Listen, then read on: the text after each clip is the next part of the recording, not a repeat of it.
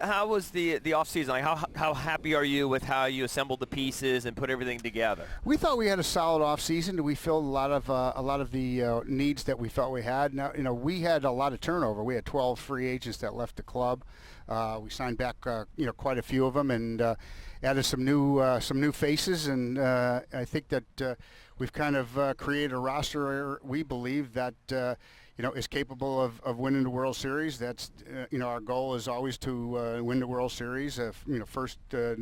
To battle in the National League East, which is a tough division again this year, but that's our goal. We think that we have a team that's capable of doing it this year. What was the off season like for you? Because we just read in the news and you got married. Mm-hmm. You went. The festivities lasted for a while after winning the World Series. Was it different for you? Oh, it was amazing.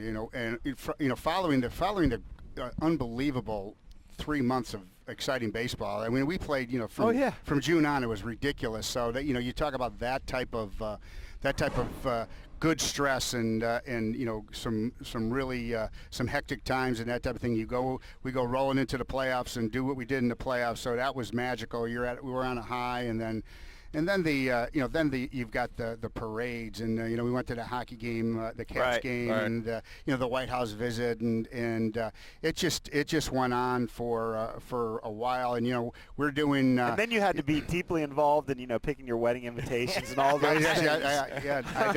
I know nothing about that. When did you start detox? Detox. When did that start? We went in when we. I seriously started about that Thanksgiving break was a good break for me. Right. I mean, that was a good time to. It was probably nonstop for about 3 weeks. It was pretty hectic. Did you do a honeymoon, by the way? Going back to that. Very short honeymoon in Mexico, and like a 5-dayer. That's cool. But it was amazing. Is it jarring to you that the regular season for the Nats starts on March 26th? Like, there's regular season creep now in baseball where it keeps creeping back into March, where it used to be like early April, first week in April. Now, late March, you guys have to be ready to roll, to get There's no doubt. We're breaking camp the 22nd here. Yeah. We're going home, and that's 3 weeks from now. Mm-hmm. So, yeah, it is. It's fast. It's upon us, and that's something that we have to be prepared for.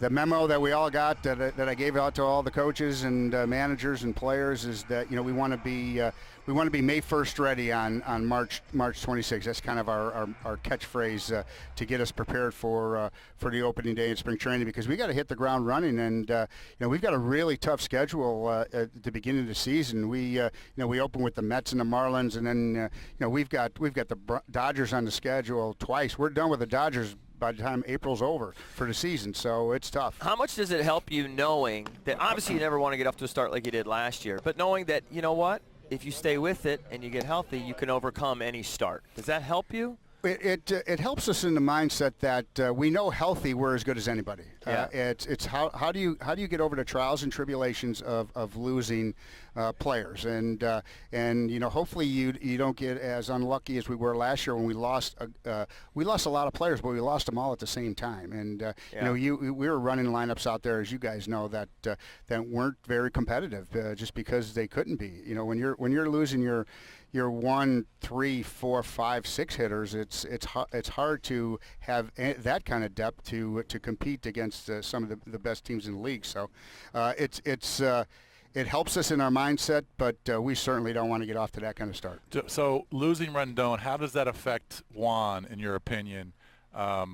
Or maybe it doesn't. I don't know. Like protection in lineup? Yeah, kind of thing? How do you think teams go after Juan now that Rendon's not in the lineup? But maybe it doesn't affect him. I don't know. I don't think it's going to be as drastic as we think. Just because Anthony hit in front of him, so the same guys protecting him last year will protect him this year. Although you had a guy on base 40% of the time in Rendon, and so there was a lot of traffic for Soto, and that's kind of going to be our idea this year, is to have enough traffic out there so they have to pitch to him. If they don't pitch to him, then that could lead to a huge inning because we've got very, very capable hitters behind him, and we feel that he's going to get his walks no matter what. Right. And some guys are going to pitch around him like they did last year, even if Babe Ruth was behind him. So he's that kind of hitter right now. Everyone circles his name. At each whenever we come into town, this guy's not going to beat us, and I don't think that it's going to affect his approach at the plate or his numbers. Did Trey? I think Zim was telling us he's noticeably bigger. Soto. Yeah. Well, I think it's just we forget how young he is. It's it's just, I think it's natural, the physical maturation and of a 21-year-old, and he's a strong kid right now, and with still room to fill out if.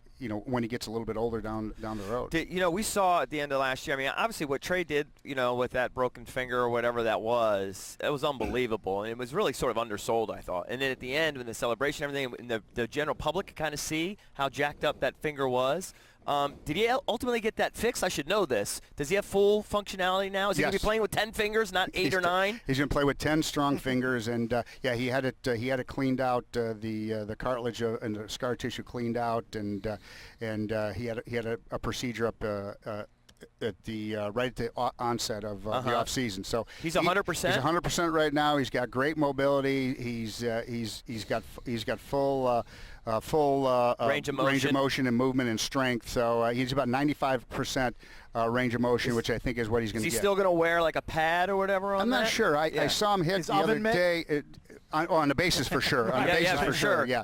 At the plate, I think that you'll see a less drastic finger up in the air when he's hitting. But what the good thing is, when at contact, when his finger he couldn't grasp the bat last year, he will be able to this year, and it'll be 100% strong. So, is there any thought of hitting Trey third in the lineup this year? At least maybe a few of the games, just because of how things have changed with Anthony being gone. That's a Davey question. You get him tomorrow, but I like Trey where he's at. That's just me. Yeah. He creates havoc. He's a table setter, and I think he can be. With the bottom of our lineup, I think stronger than it's ever has been. I think it'll allow him to drive in some runs and be productive, even at the top of the order. But again, we've got 3 weeks to figure out what our lineup's going to be, and Davey's going to ultimately tell us what the lineup's going to be. Joined by Mike Rizzo, the Nats president of baseball operations and GM. So last year when we sat down with you at spring training, it was after the first year of Davey Martinez, after a disappointing year, and you talked about how in that offseason you really looked back at all of the games and figured out what you needed to change. Did you guys have a similar analysis? I mean, you won the World Series, but do you go back and look and say that we need to change some things philosophically? Definitely. We go back and we have an autopsy of the season after every year. This one was no different. We went through we try to eliminate the the bad points and and accentuate the good points, and we put a lot of time into what went wrong early on in the season, and really kind of got down in the weeds on why were we 19-31, and I think we figured out some things on how to prepare players better and how to care for players better earlier in the season, and an emphasis of coming out of the gates strong this year and stronger this year was a part of that evaluation. And then personnel-wise, it does seem like you really have bolstered the bullpen, right? Yeah, we feel good about the bullpen. That we've got 3 veteran capable guys that have pitched at the end of big games, and we're looking forward to some of our young relievers that took a little step forward last year, taking another step forward this year and helping us that way. We made a few deals that were kind of under the radar for the bullpen that allows us some flexibility, guys with options, and we can mix and match at certain times of the season, and guys will have options to go back up and down. But you've got Doolittle, who was great in his career. Will Harris has been a terrific reliever. Is probably one of the more underrated top relievers in the game, and Huddy came what he did for us last year, and with his stuff and the way he competes, we like the back end of our pen, and you're going to see Rainey and Suero and that group of guys hopefully take the next step, and we'll be deep. Last year, Davey did a masterful job, right, of giving guys days off and blending in all these veterans. This year, you got a very veteran squad again, right? It's going to be a similar type of deal. Yeah, Dave, this is going to be, I think, Davey's toughest managing job since he's been here is going to be this year, because he's going to have to really mix and match. He's going to have to care for Osdrubal. He's going to have to care for Howie and Zim and Thames and those type of guys. You're going to pencil in 3 or 4 of our guys every day, and then Davey's going to have to work around, kind of rotate the other guys, rotate and work around health and happiness and who will and play multiple positions for you. Will Castro play multiple positions for you? I think that we're kind of settling in at Castro at second base. I think that's his primary position. That's his best defensive position. That doesn't mean that he can't go over there. He went over there in 45 games or so last year with Miami. Never played it before. Played it at the big league level and played terrific at third base defensively. So he can do it. We like him as he's a terrific defensive second baseman. So where's Howie then? Where do you like Howie can play third, second, and first. So Howie's getting his at-bats there. Osdrubal can do the same, and Thames can play some corner outfield and first base. So Davey's got some flexibility there to do things, and I think that you'll see Davey mixing and matching and putting together some kind of unique and interesting lineups with the personnel he has. Do you like the 3-batterman rule? Yeah, I don't mind it. It's not one of the things that I pound the table on, rule-wise. I think that it'll.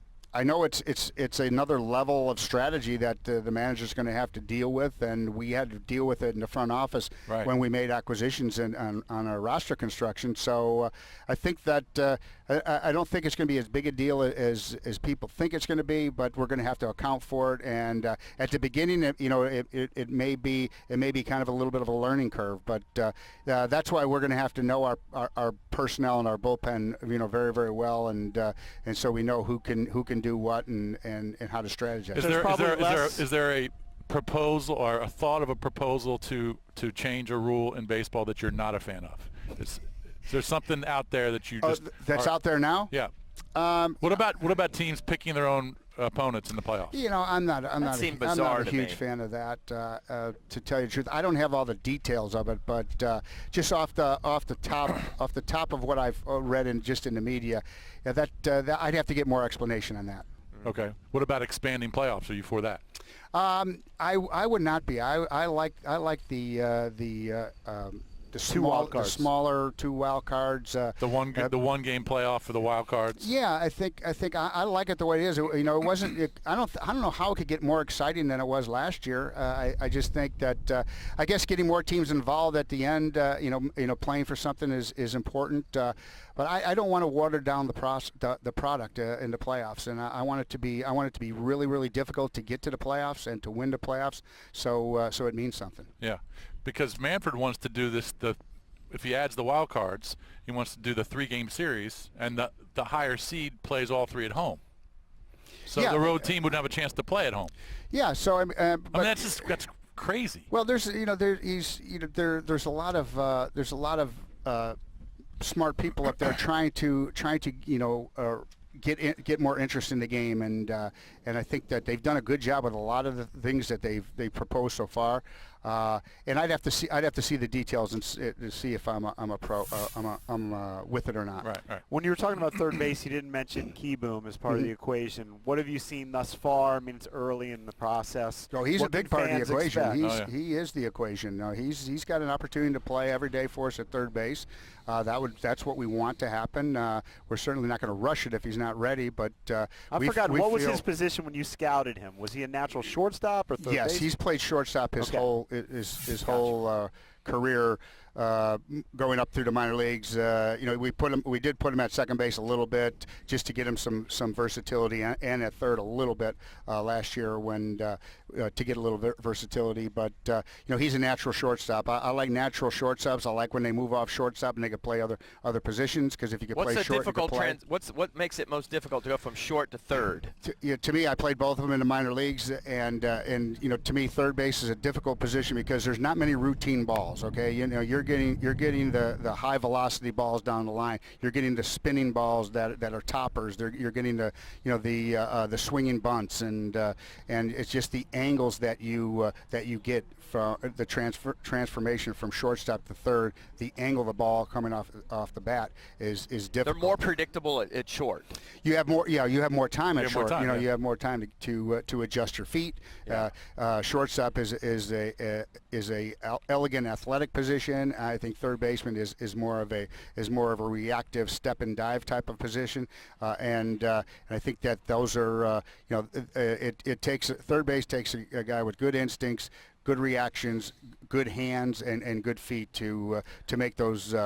Because the angles of your throws there are often there's not many routine plays. Rendon was, let's be honest, Rendon was brilliant at it. He was Rendon brilliant was great. at it. And you have to be fearless too, because that ball is screaming at you. Oh yeah. Yeah, it's coming hard at you, and the exit velocities at third base are terrific, are really hard, and Anthony played very, very shallow at third base, and you look at like the Arenados and the Millers and stuff like that. They play extremely deep. So what is Kieboom we're trying to get him deep. We're trying to get him deeper. Obviously, it expands your range and that type of thing. But it depends on how he reacts to balls coming in and swinging bunts and that type of thing. So, like I said, we've got he's learning the position at the big league level, which is difficult, and he's putting a lot of work into it. And I like the work ethic that I've seen so far, and I like that he's getting a lot of at bats and a lot of games at third. Is he likely to be on the roster on opening day? We've kind of kicked on. What are the rights rules? Like, sometimes you hold off on a guy. We never do that, so we're not worried about that. We never play that game. So we brought more than 19-year-olds to the big leagues than anybody in the world. So we don't play that. We don't play the service time game. Gotcha. We're going to go best 26 going north because we got to win baseball games, and I hope he's our third baseman. And he's going to get every opportunity to do so, and if he doesn't, he will be someday. So if not March 26th, sometime He's pitching soon. today. And I'm not sure. Okay. Right. Marlins today at 1:00. Yes, sir. Are you paying detailed attention to this? I mean, there aren't that many. There aren't that many roster spots up for grabs, right? So I mean, you're not really. No, I'm paying. You're locked in on really all these guys. Detailed attention to everything that goes on here. Yes. Yes. Yes. How about this? Are you a fan of what's the place we're going tonight? Wiki Tiki? Utiki. Is Oh, that a yes, good spot? yes. Utiki Very or good. River House or whatever the other place was. Max suggested River House. Other people have suggested Utiki. I don't. I would go to. It depends on what you want. Utiki's a great place to go Yeah. to. Yeah. All right. We're All right. going to That's going to be Utiki. the spot. Cocktails. And then we're 4:30. going to the woods. Have you been to the woods yet? No, I have you not got to been go. there. Where's We'll that? take you. It's in Jupiter. It's like 30 minutes yeah. away. Hey, feel free after the game to come by Utiki if you Yeah, want. come hang with us. Okay. Drinks I on might- Jason. Might just Drinks on Entercom. Entercom. On Entercom. Yeah, we'll do that. Exactly. Thank you, Mike. We really Thanks, appreciate it. guys. buddy. Appreciate Thank it. you.